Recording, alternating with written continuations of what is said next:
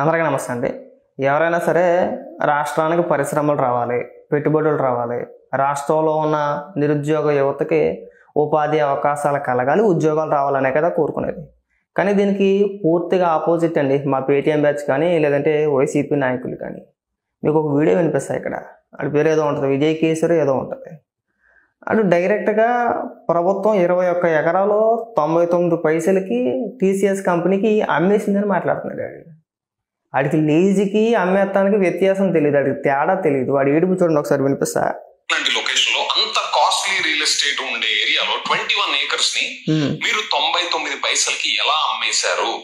And మీకున్న discretionary powers పట్ల మీరు మైండ్ఫుల్ గా ఉండాలి కదా అని చెప్పి తెలుసుకోరా. ఫస్ట్ అమ్మడానికి లీజుకి ఇవ్వడానికి తేడా తెలుసుకోరా. వాళ్ళు ఏదో స్క్రిప్ట్ పంపించారని చెప్పేసి చదివే మాకు. సరే రా, పోనీ నీలాగే అనుకుందాం, పోనీ నీ పాయింట్లోనే మాట్లాడుకుందాం. నీకు 99 పైసలకి ఎలా అమ్మేశారు అని అడుగుతున్నావు కదా. వైఎస్ఆర్సీపీ పార్టీ ఆఫీసులకి ప్రతి జిల్లాలోనూ కూడా పార్టీ కార్యాలయాలు నిర్మించాడు కదా. 2 ఎకరాలు 3 ఎకరాలు, విశాఖపట్నంలో కూడా అనకాపల్లిలో అనుకుంటా ఒక 2 ఎకరాలు 3 ఎకరాలు కేటాయించాడు. అలా ప్రతి జిల్లాలోనూ కూడా ప్రభుత్వ భూమిని 2-3 ఎకరాల కాడికి కేటాయించుకుంటూ వెళ్ళిపోయాడు. 99 పైసలకే కొనేసినట్టేనా? ఏరా ఆ రోజు మాట్లాడలేదే. ఎదవలకి అమ్మకానికేనే లీజుకి తేడా తెలియదు. ఈడు పెద్ద పోటుగాడి పెద్ద మేధావులా మాట్లాడాడు. ఫస్ట్ మనం వ్యత్యాసం తెలుసుకోవాలి.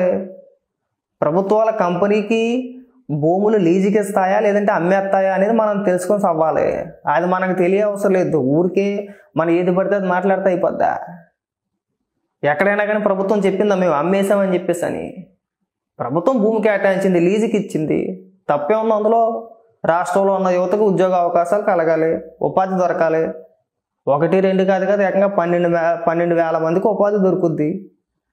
1,370 కోట్ల రూపాయలు పెట్టుబడితో కంపెనీ ముందుకు వచ్చింది. అరే పరిశ్రమలు రావాలని కోరుకోవాలి కానీ మీరు భూమి ఎందుకు ఇచ్చారండి, స్థలం ఎందుకు ఇచ్చారండి?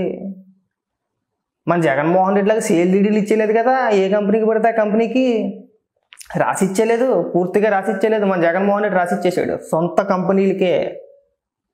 పేర్లు కూడా చెప్పగలుగుతాం, గుర్తుపెట్టుకో బాగా. తన సొంత పార్టీ ఆఫీస్కి, సొంత కంపెనీలకి ప్రభుత్వ భూముల్ని రాసిచ్చేసాడు. ఉదాహరణకి దొనబండ దగ్గర ఆ సరస్వతి పవర్ ప్లాంట్ ఏదో ఉంది కదా, దానికి సంబంధించిన భూములు ఎవరి భూములు అవన్నీ కూడా ఏ ప్రభుత్వాలే కాదా? ఇంకంతే విషయం చెప్పాడే అంతే. మీ బుద్ధులు మారవరా. ఒక పక్కన అఫీషియల్ పేజీల్లోనేమో 99 పైసలకే మీరు లీజుకి ఎలా ఇచ్చేస్తారని చెప్పేసి వాళ్ళు,